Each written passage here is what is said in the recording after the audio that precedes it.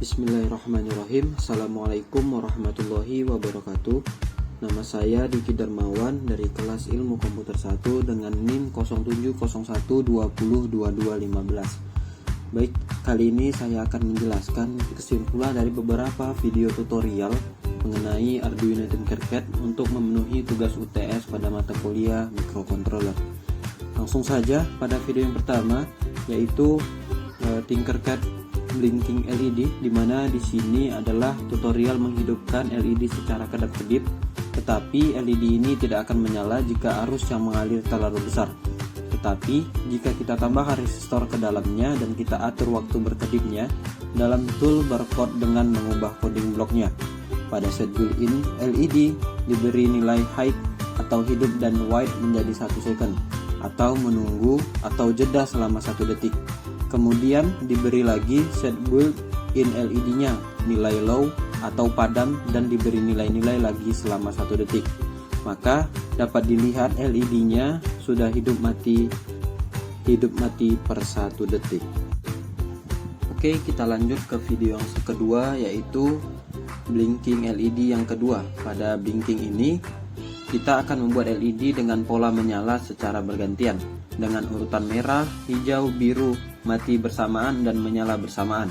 Lalu setelah rangkaian selesai, kita masuk ke kode dan mengganti codingannya sesuai dengan rangkaian yang kita buat. Lalu dengan pola menyala bergantian atau merah, hijau, biru, maka kita set pin untuk yang berwarna merah terlebih dahulu. LED merah kita beri nilai high atau untuk menyala hijau, dan biru kita beri nilai low. Selanjutnya untuk LED yang hijau yang menyala kita ubah menjadi high, merah dan birunya menjadi low. Dan untuk LED yang biru menyala kita ubah menjadi high merah dan hijaunya yang low. Jangan lupa di setiap pergantiannya diberi jeda.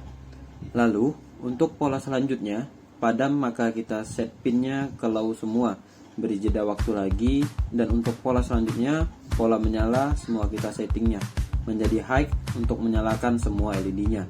Lalu kita coba start simulation, maka polanya akan sesuai menyala bergantian merah, hijau, biru, padam bersamaan dan menyala secara bersamaan lagi. Dan lanjut pada video ketiga, yaitu digital input push button. Pada video ini kita akan mencoba untuk mendapatkan input digital dari sebuah tombol atau switch setelah rangkaiannya selesai. Selanjutnya kita akan membuat codingannya, tetapi kita tidak menggunakan kode blok dalam pengkodingan ini. Tapi di sini kita menggunakan text editor. Kita membuat variabel pertama, yaitu button stakes. Button stake ini untuk menyimpan nilai yang dibaca oleh Arduino selanjutnya. Variabel kedua, pin LED untuk nama pin nomor 12. Lalu pin button untuk nama pin nomor 11, kemudian pin modenya untuk output atau input. Nah, di dalam pengkodingan C++, Arduino ini penggunaan huruf besar dan kecil sangat berpengaruh. Lalu sesuai dengan apa yang kita coding saat kita tekan button stage-nya low, Arduino akan memberi nilai pada pin LED menjadi high, maka ia akan menjadi dan saat ditekan button stage atau switch-nya ia akan menjadi low, dan jika dilepas akan menjadi high. Lalu kita cek nilai dari pin buttonnya. Setelah memasukkan codingnya, maka kita coba untuk start simulation, dan nilai yang keluar adalah tanda dari hidup atau matinya LED. Jika bernilai 1 maka menyala, dan jika bernilai 0 maka akan padam. Lalu untuk yang keempat adalah digital input slide switch. Dalam tutorial ini kita akan menggunakan slide switch untuk mendapatkan input secara digital. Seperti biasa, setelah rangkaian dibuat, kita masuk ke dalam codingan lagu.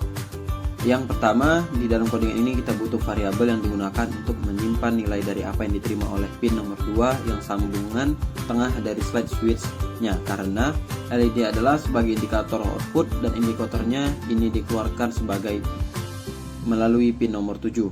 Maka pada bagian setup kita nyatakan bahwa pin nomor 7 sebagai output. Lalu setelah semua codingannya selesai, kita coba start simulation lalu serial monitor. Juga akan menunjukkan nilai high atau low tergantung pada set speed yang kita tekan. Jika Arduino-nya menerima nilai high, maka LED akan bernilai high juga atau menyala. Dan sebaliknya, jika Arduino menerima nilai low, maka LED akan low juga atau padam. Selanjutnya analog input potentiometer. Di sini kita menggunakan Arduino dan potensiometer.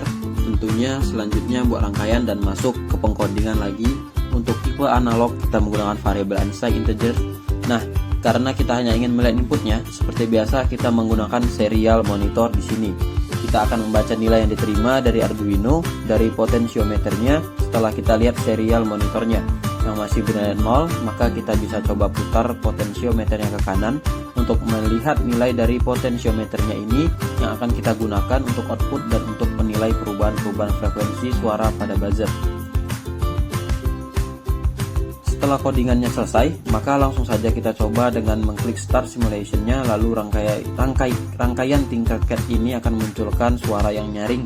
Nah, dari percobaan ini dapat kita simpulkan bahwa saat potensinya kita putar ke arah kanan dan nilainya semakin tinggi, maka semakin kuat pula suara yang akan dihasilkan dan sebaliknya. Lalu untuk video yang terakhir yaitu tentang analog input. Analog input fotoresistor atau LDR, di mana fotoresistor ini adalah suatu komponen elektronik yang akan mengubah resistansinya jika ada perubahan intensitas cahaya di sekitarnya.